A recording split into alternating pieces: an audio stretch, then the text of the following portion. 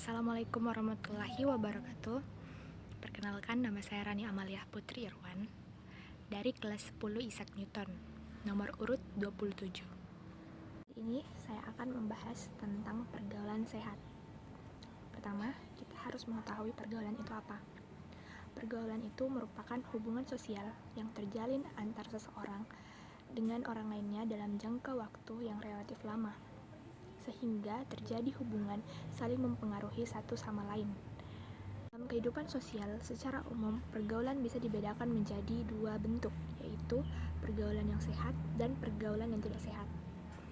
Pergaulan sehat itu merupakan pergaulan yang membawa pengaruh positif bagi perkembangan kepribadian seseorang. Sedangkan pergaulan tidak sehat itu pergaulan yang membawa pengaruh negatif atau buruk bagi pola perilaku seseorang yang bisa merugikan diri sendirinya maupun orang lain. Pun ciri pergaulan sehat. Pergaulan sehat memiliki karakteristik sebagai berikut. Yang pertama, berakhlak mulia. Yang kedua, senantiasa berprasangka baik. Yang ketiga, pemaaf. Yang keempat, jauh dari rasa iri dan dengki. Yang kelima, mempunyai sifat pemalu. Yang keenam, berusaha menepati janji. Yang ketujuh, sopan dalam bertutur kata. Selalu senyum dan mengucap salam saat bertemu. Yang kesembilan, selalu mengingat pada kebaikan.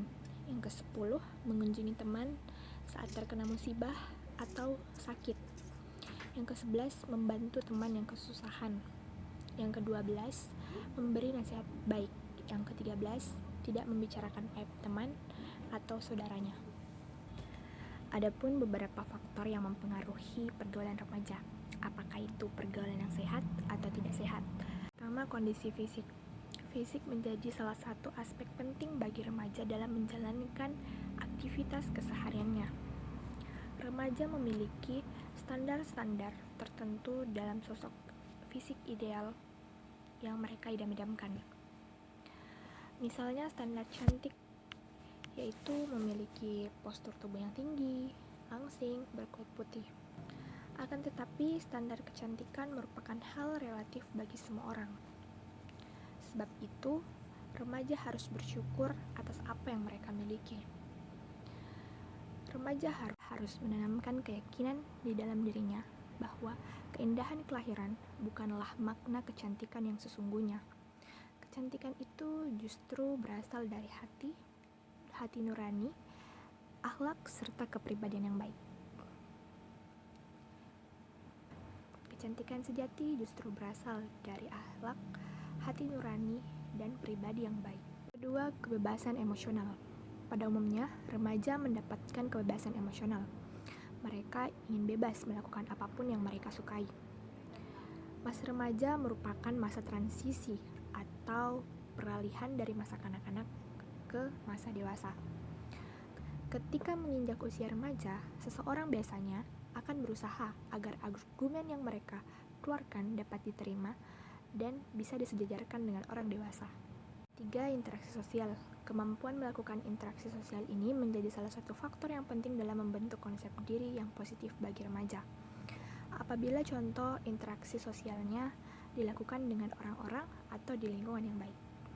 Pengetahuan terhadap kemampuan diri. Kelebihan atau potensi yang terdapat dalam diri seseorang merupakan dasar bersifat laten, atau potensi tersebut harus digali dan dirangsang terus-menerus supaya menjadi optimal. Kita harus lebih melihat jeli sejauh mana potensi yang ada di dalam diri kita harus digali dan dikejar untuk bisa diperdalam, hingga akhirnya mampu melahirkan karya yang berarti. Penguasaan diri terhadap nilai-nilai moral dan agama.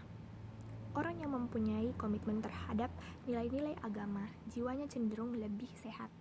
Kondisi tersebut ditampilkan melalui sikap positif, optimis, spontan, bahagia, serta bergairah dalam beraktivitas. Ada beberapa cara yang dilakukan oleh remaja agar bisa tetap berada pada pergaulan sehat. Di antaranya yaitu, yang pertama, adanya kesadaran beragama. Yang kedua, memiliki rasa setia kawan. Yang ketiga, bijak dalam memilih teman. Yang keempat, mengisi waktu dengan kegiatan yang positif. Yang kelima, memiliki pemahaman bahwa laki-laki dan perempuan memiliki batasan-batasan tertentu. Yang keenam, menstabilkan emosi. Pun beberapa contoh bentuk pergaulan sehat. Yang pertama, kelompok belajar. Pembentukan kelompok belajar ini mengarah pada pemupukan aspek kecerdasan. Melalui kegiatan dalam kelompok belajar inilah daya pikir seseorang bisa semakin terarah. Yang kedua, kegiatan pengembangan diri. Kegiatan pengembangan diri ini merupakan bentuk perkumpulan yang mengarah pada pengembangan bakat dan minat. Dengan menjadi anggota perkumpulan pengembangan diri inilah, remaja bisa membentuk kecakapan sesuai bakatnya. Ketiga, kegiatan keagamaan yang sesuai agama yang dianutnya. Pembinaan mental spiritual perlu dilakukan secara intensif untuk meningkatkan keimanan dan ketakwaan terhadap Tuhan Yang Maha Esa. Yang keempat, kegiatan Karang Taruna. Karang Taruna ini merupakan salah satu contoh organisasi kemasyarakatan di bawah pemerintah desa yang menjadi wadah kegiatan bagi pemuda dan pemudi atau remaja yang ada di lingkungan desa yang bersangkutan. Melalui Karang Taruna ini, remaja mengenal kemajemukan masyarakat di lingkungannya.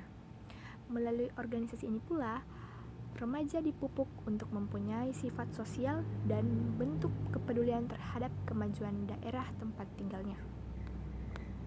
5. Kegiatan pecinta alam.